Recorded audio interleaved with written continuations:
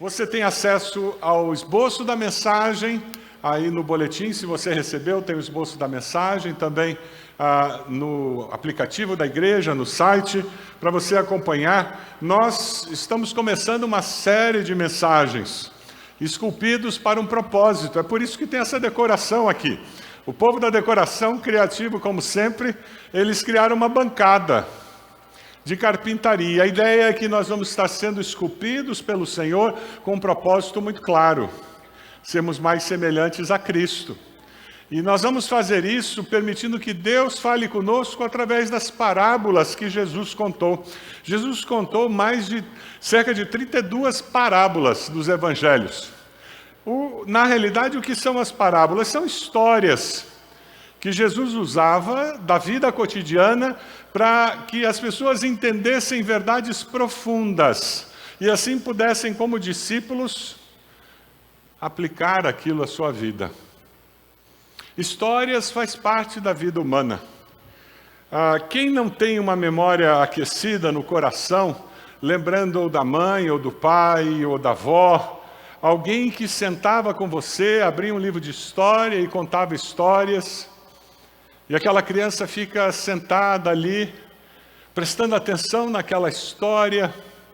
Eu me lembro com nossos filhos, quando eles eram pequenos, de vez em quando, cansado, eu tentava pular uma página da história. Você já fez isso? Não, porque eles já sabiam de cor a história. Eles só não estavam contando. Eu me lembro deles dizendo: papai, volta, você pulou uma página. Essas histórias, muitas delas estão guardadas aqui. É uma memória afetiva do carinho de pessoas que nós amamos e também uma memória que está no nosso intelecto, guardada na nossa mente. Pastores usam histórias, ilustrações nos seus sermões, e cá entre nós, que ninguém saiba, é muito mais fácil lembrar das histórias, das ilustrações, do que do sermão mesmo, não é verdade? Eu brinco dizendo que depois de uns 3 meses dá para repetir o sermão, desde que não repita as histórias. Pouca gente perceberá que você repetiu o sermão. Histórias, experiências do cotidiano que nos ajudam a entender de uma forma mais profunda as verdades espirituais que Jesus deseja que nós estejamos absorvendo. Jesus estava falando com os discípulos, lá em Lucas, capítulo 12, ele estava conversando com eles sobre advertências, motivações. Ele entra e fala sobre o Espírito Santo no versículo 11 de Lucas 12. Quando vocês forem levados às sinagogas e diante dos governadores, das autoridades, não se preocupem com a forma pela qual se defenderão ou com o que dirão, pois naquela hora o Espírito Santo ensinará o que deverão dizer, ou seja, aquela provação, presos por causa da fé. Não se preocupe, o Espírito guiará vocês, ele vai dizer o que vocês devem dizer. Jesus está falando sobre isso e um homem o interrompe. E aí é onde surge a razão de Jesus contar a parábola. Se você vê em Lucas 12, 13, 14, alguém da multidão lhe disse: mestre, dize a meu irmão que divida a herança comigo. Respondeu Jesus: homem, quem me designou juiz ou árbitro entre vocês? Ele não estava prestando atenção no que Jesus estava falando. As mulheres aqui já estão pensando: meu marido é igual. Ele não estava prestando atenção em tudo aquilo que Jesus estava falando, e de repente, a hora que deu o intervalo, ele entra e diz: Senhor, me ajuda aí com o problema da minha herança. Era uma prática comum naqueles dias, os mestres se tornarem juízes em situações da vida das pessoas, só que os mestres sábios não caíam nessa armadilha. É interessante porque Jesus usa aquilo para condenar a avareza do homem. Mesmo injustiçado, Jesus olha aquele homem que fala com ele, se queixando do irmão. Jesus olha e diz: quanta avareza numa pessoa só. O filho tinha um problema de identidade, esse homem tinha um problema de identidade. Ele era possuído pela herança que ele não recebeu. Ele era possuído pela herança que ele não recebeu. É possível isso? Você conhece pessoas que idolatram Mamon, o Deus da riqueza, e não tem onde cair morto? Eles vivem em função de dinheiro, vivem em função dos bens, embora não tenha nada. Tem gente que vive em função dos bens, vive em função do dinheiro e tem muito dinheiro. Mas tem gente que ele é escravo da vontade de ter. Porque se eu tiver dinheiro, eu vou ser feliz. Se eu tiver dinheiro, minha família vai se dar bem. Se eu tiver bens, aí a minha vida vai ser tranquila. O filho tinha um problema de identidade. Ele não se enxergava. Ele não via o valor que ele tinha. Ele era possuído por uma herança que ele não tinha recebido. Eu tenho um pastor amigo meu que é muito brincalhão, né? Quando a gente fala sobre dinheiro e tudo isso, ele gosta de fazer uma piadinha dizendo, olha, dizem que dinheiro não traz felicidade, mas eu bem que queria experimentar isso pessoalmente. E alguns de nós, por mais que racionalizemos o fato de que dinheiro não é tudo na vida, nos comportamos como se dinheiro fosse tudo na vida. É sobre isso que Jesus fala nessa parábola. Ele está tentando ensinar seus discípulos, aproveitando aquela circunstância, sobre o que de fato é importante nessa vida. O que é a vida? O que é importante? O que é essencial? Pergunte para uma pessoa numa UTI de hospital, o que é essencial na vida? Pergunte para um adolescente de 17 anos o que é essencial na vida. É aquele tênis. Ou aquele celular. Aquela pessoa na UTI, eu acho que você sabe qual é a resposta que ela vai dar, né?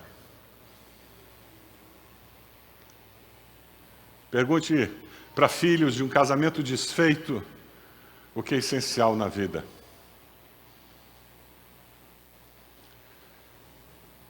O que é mais importante nessa vida? Ser ou ter? É sobre isso que nós estamos discutindo hoje. O pastor Marcos já pregou uma mensagem muito abençoadora hoje cedo. Se você não teve a oportunidade de ouvir durante a semana, acesse e ouça essa mensagem. Nós estamos falando de identidade cristã. E Jesus entra direto na parábola, trabalhando esse conceito particularmente com relação a bens materiais. Lucas 12, 15, nós lemos assim. Jesus disse, cuidado. Fiquem de sobreaviso contra todo tipo de ganância. A vida de um homem não consiste na quantidade dos seus bens. Não é a quantidade de bens que faz com que você tenha mais ou menos valor. Nós encontramos nosso valor como discípulos de Jesus em um outro fator muito importante, uma outra verdade. O nosso valor pessoal está baseado em sermos imagem e semelhança de Deus. Se nós absorvermos isso, a gente podia ir embora para casa. Essa é a essência da mensagem. Não é o quanto eu tenho ou o quanto não tenho que define o meu valor. Porque você pode ter muito hoje e pode não ter nada amanhã. Já viu gente viver isso? E você pode ter nada hoje e daqui a 5 anos ter muito. Não acontece isso? Acontece?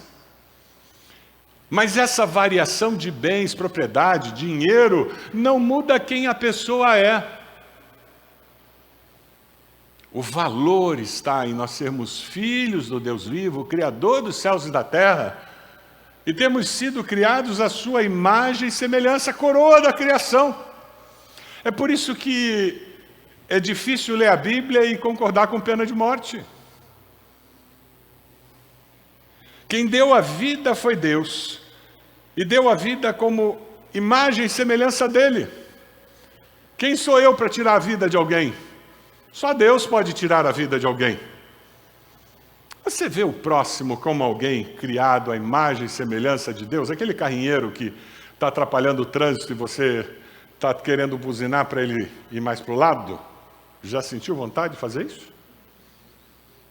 Ele é imagem e semelhança de Deus? Aquela prostituta que está agora numa esquina, tentando pagar suas contas vendendo o corpo. Ela é imagem e semelhança de Deus? Foi criada assim? Aquele homem, aquela mulher que estão nos presídios, eles são imagem e semelhança de Deus? Quando você vê um drogado lá numa Cracolândia da vida, caído no chão, na sarjeta, ele é imagem e semelhança de Deus? Faz uma diferença absurda quando nós percebemos o próximo como seres que foram criados com amor pelo Deus Criador dos céus e da terra, gerados no ventre da sua mãe. Mesmo que ela o tenha rejeitado, Deus amava. E como diz o Salmo 139, tinha sonhos para essas pessoas. Sonhos que estão sendo destruídos muitas vezes pelo pecado, por uma sociedade injusta, por estruturas demoníacas da sociedade que escravizam pessoas, que exploram pessoas. Tudo isso por causa da cobiça. A cobiça tem a capacidade de corroer a alma do ser humano. Por isso que Jesus alerta: cuidado, preste atenção, não se deixe enganar. Quando nós nos tornamos escravos da mentalidade da sociedade em que vivemos, a roupa que a pessoa veste, o carro que ela dirige, a casa que ela mora, é determinante do valor que aquela pessoa tem. Mas o que Jesus está dizendo é que a vida ela não é resultado do quanto você consegue acumular ao longo dos anos. A vida é resultado de quem você é em Cristo Jesus. O resto é maquiagem. O resto é cobertura do bolo. Não tenho nada contra ter uma boa casa, mas não é ela que me faz feliz, não é ela que me torna alguém de valor.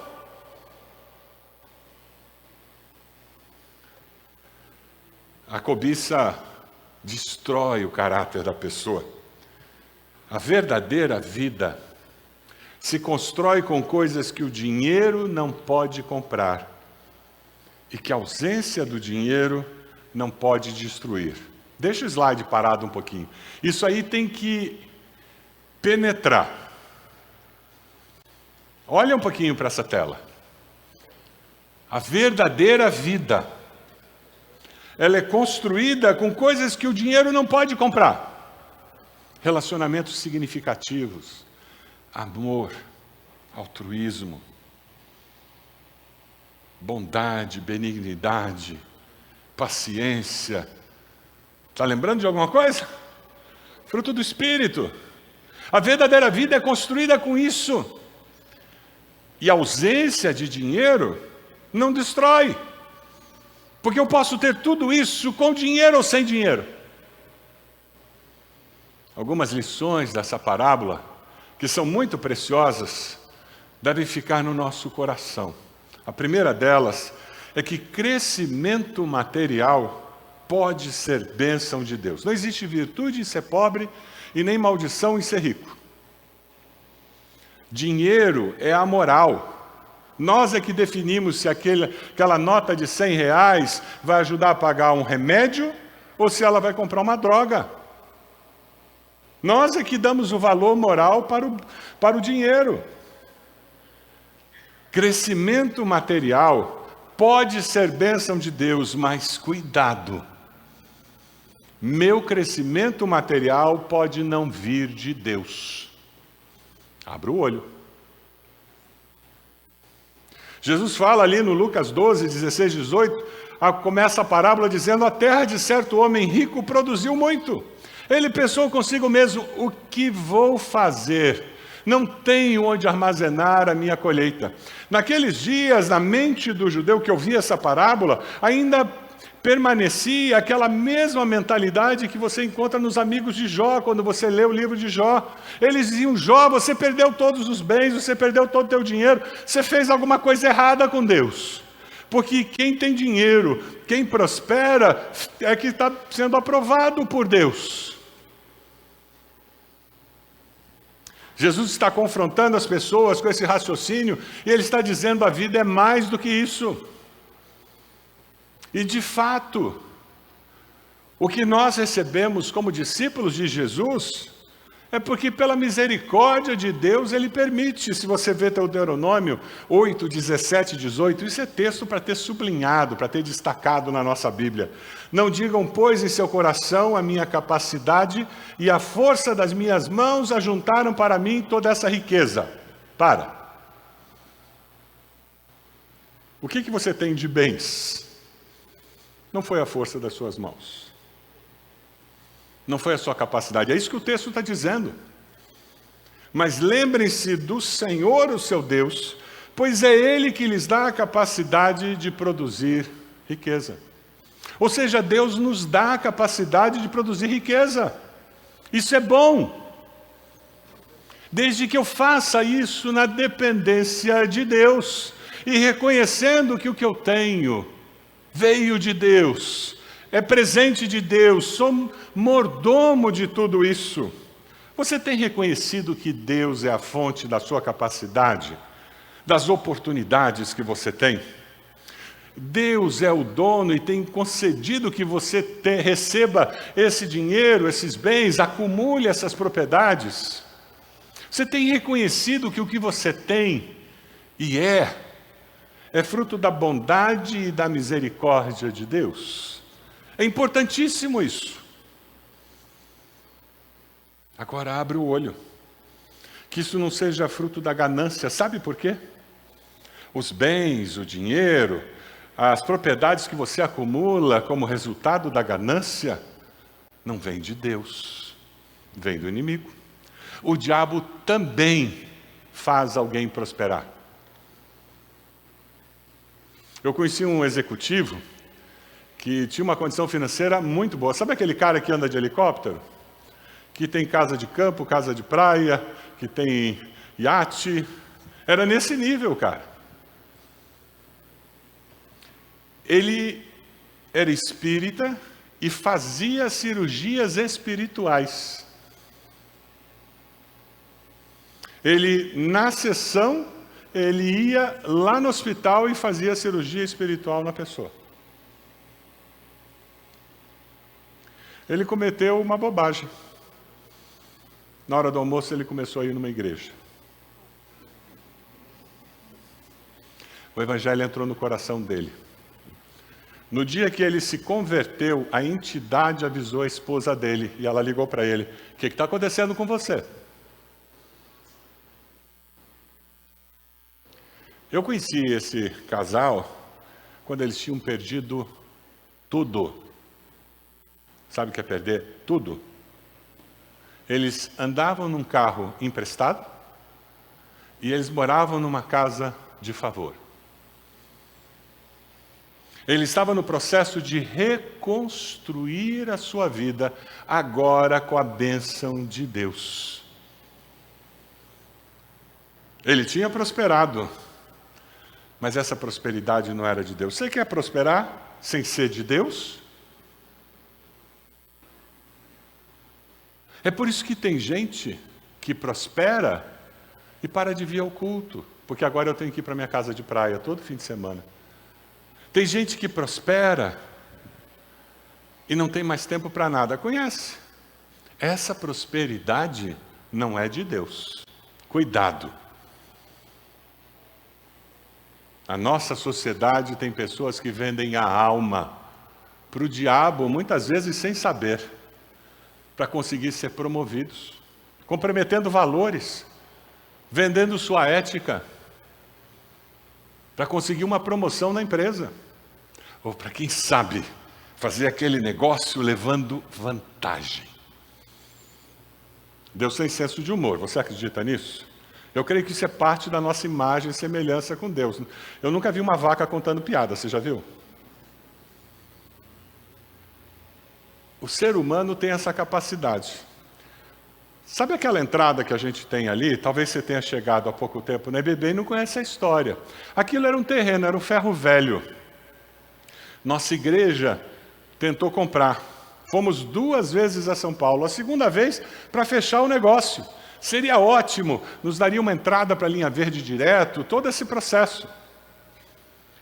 O negócio estava praticamente fechado quando o proprietário disse, então tá bom, vamos fazer a escritura, 20% do valor do negócio a gente põe na escritura. Nós olhamos um para o outro, olhamos para ele e disse, mas não fazemos isso. O valor que vai para a escritura é o valor que nós pagarmos. Ele disse, não, eu não faço nenhum negócio desse jeito. Todos os meus negócios são assim, 20% vai na escritura. Eu não vou ficar pagando imposto de graça. De novo, nós olhamos um para o outro da comissão e dissemos, não é assim que a gente trabalha. Ele disse, então tá bom, eu não vendo para vocês, vou vender para outra pessoa. Simples assim. 1 ano, 2 anos, 5 anos. Eu perdi a conta do número de anos que ele ficou com placa e a quantidade de placas que ele colocou. Ele não conseguiu vender o terreno. A trincheira veio. Foi negociado com a prefeitura uma entrada para a nossa igreja pela linha verde. E adivinha qual foi a decisão da prefeitura? Desapropriou o terreno. Agora você acha que ele recebeu o valor realmente ou qual era o valor que ele dava para o terreno? Eu sei que hoje a entrada da nossa igreja é por ali. O que nós queríamos fazer, Deus fez de outro jeito.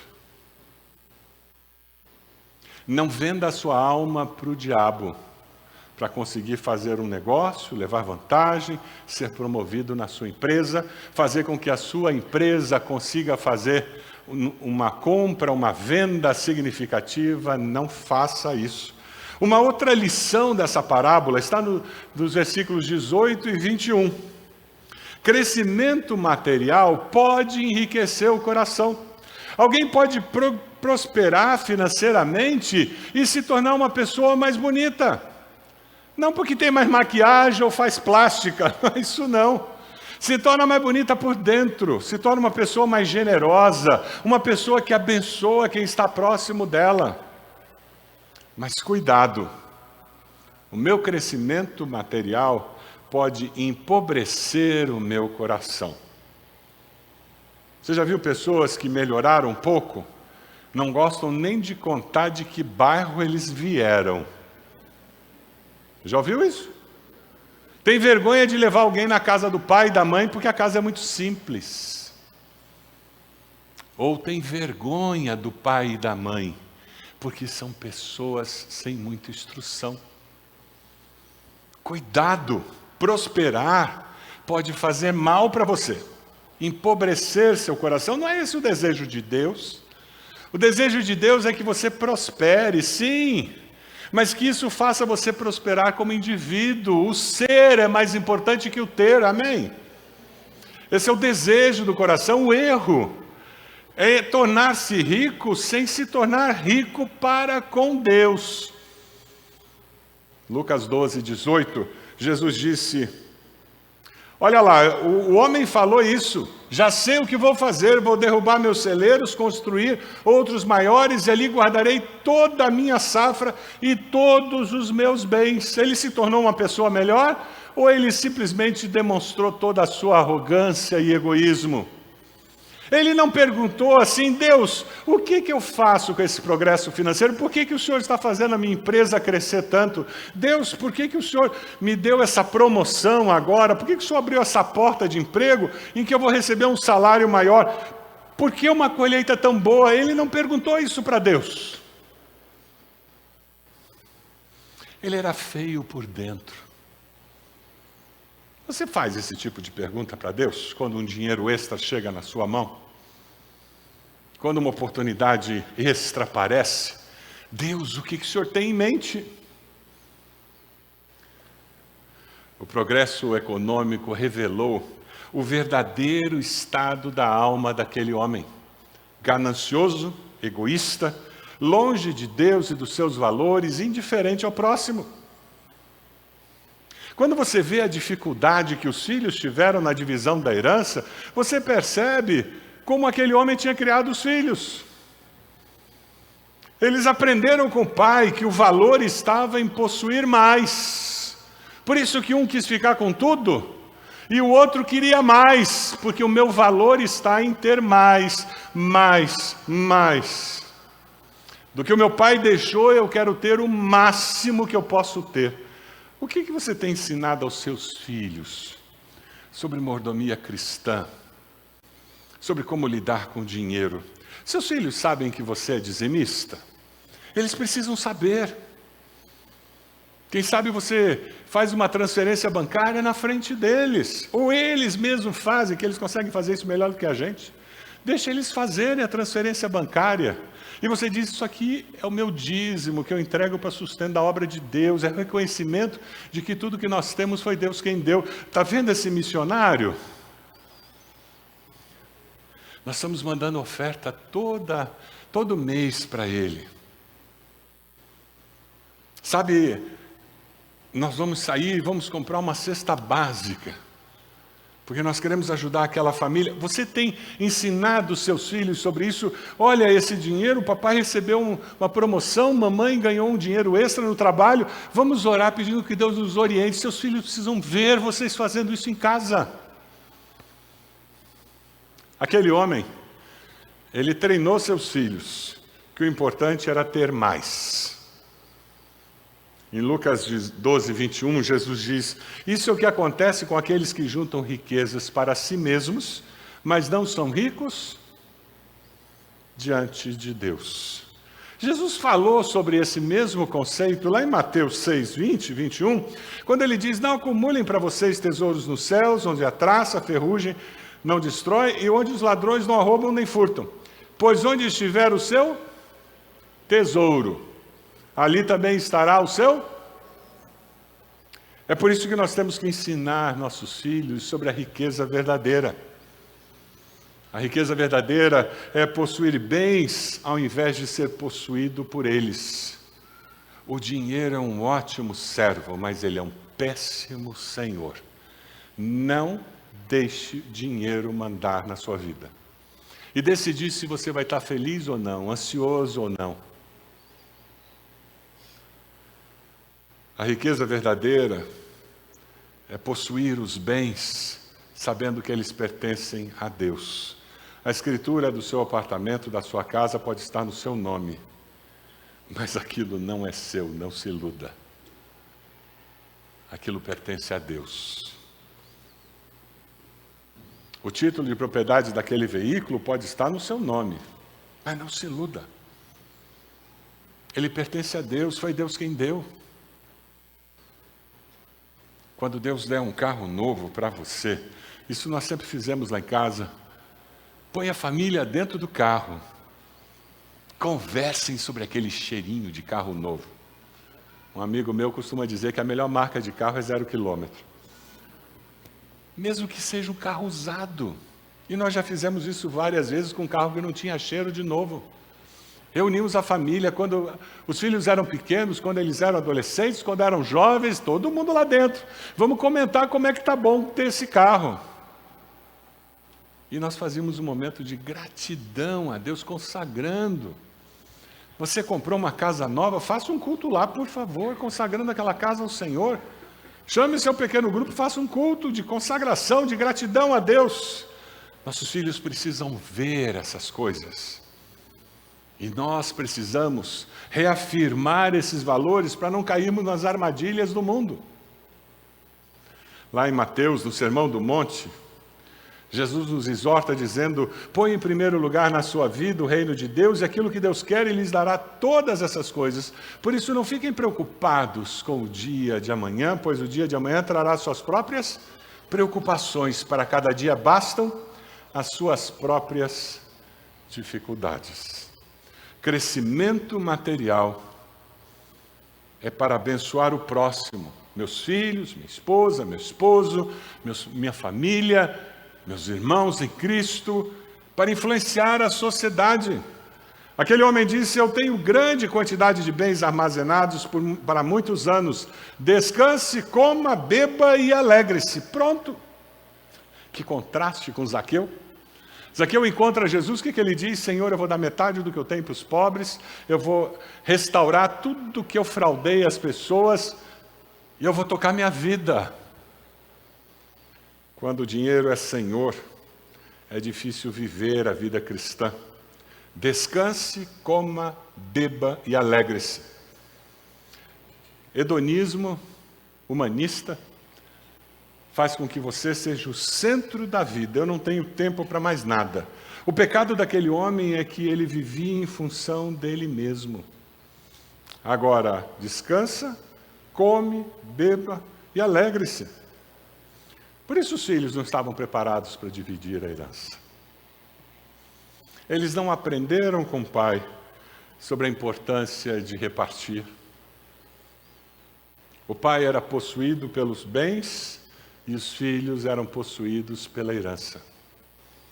Jesus está alertando a mim e a você, para que nós possamos viver de tal maneira que não ouçamos do Senhor o que ele disse no versículo 20, seu tolo, essa noite você vai morrer e quem ficará com tudo o que você guardou? Você já viu caixão com gaveta? Adianta colocar relógio dentro do caixão para a pessoa levar, porque era um relógio que ela gostava muito? Adianta colocar joia no caixão para a pessoa levar, porque ela gostava muito daquele colar? Jesus termina essa história com uma veemência absurda. E ele usa uma expressão forte, seu tolo. Você é louco.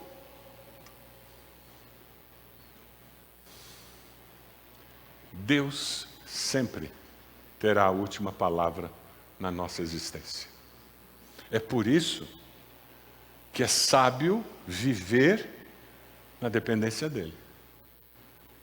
Entender que quando eu tenho e quando eu não tenho, bendito seja o Senhor.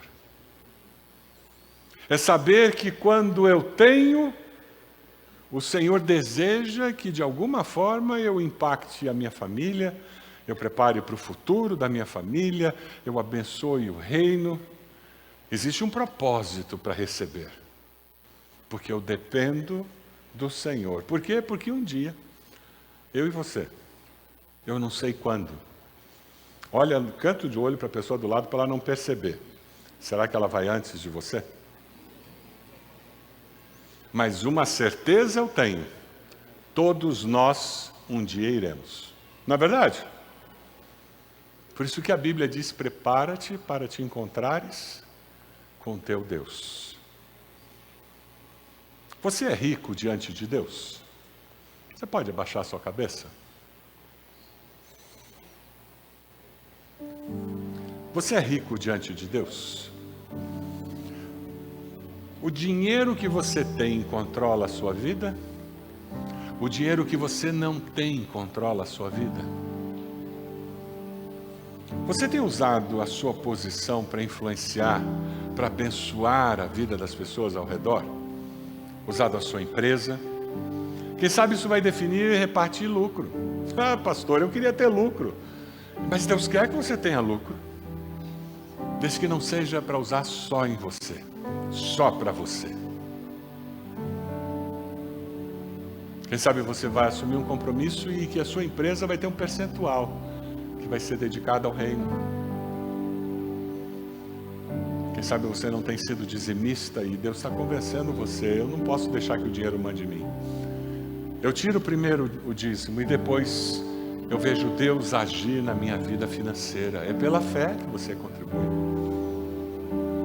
Quem sabe você não tem nenhum missionário que você sustenta. E o desafio é que você se derrame diante do Senhor e diga, Senhor, eu quero usar os bens materiais, o dinheiro, as oportunidades, a capacidade que eu tenho para abençoar.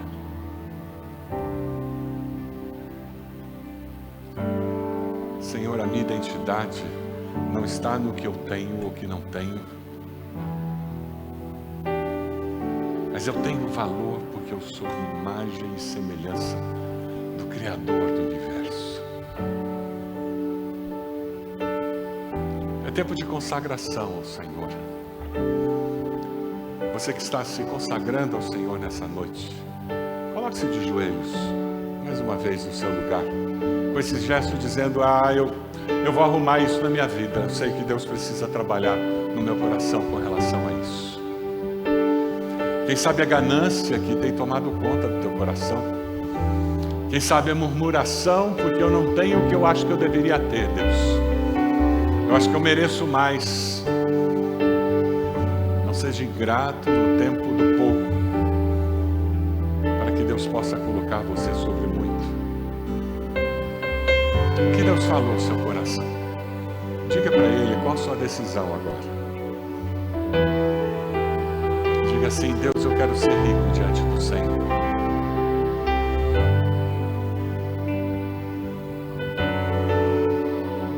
Deus, eu quero capacitar meus filhos, minha família. Eu quero que minha família saiba. Talvez seus filhos sejam adultos, mas eles não sabem que você é dizimista, eles não sabem que você contribui com missões. Faça isso, conte para eles, com alegria no coração, para que eles saibam como é possível viver com liberdade na área financeira. Esse é o desejo do Senhor, nos dar liberdade nessa área. Deus amado, teus filhos estão de joelhos, consagrando suas vidas ao Senhor. O Senhor ouviu cada prece, cada oração que foi feita. Nós te pedimos, Senhor, que em nome de Jesus, o Senhor esteja abençoando cada um. Cada irmão, cada irmã que de joelhos estão dizendo: eu quero sim ser rico perante Deus. Abençoa aqueles que estão online, na internet. Ó Deus, que o coração deles aquecido também renove esse compromisso com o Senhor. Que nós possamos ser encontrados fiéis, Senhor, nos dízimos, nas ofertas. E mais do que isso, fiéis porque aquilo que fica em nossas mãos, nós reconhecemos que é do Senhor. E nós usamos conforme a direção do Senhor. Essa é a nossa oração, Senhor.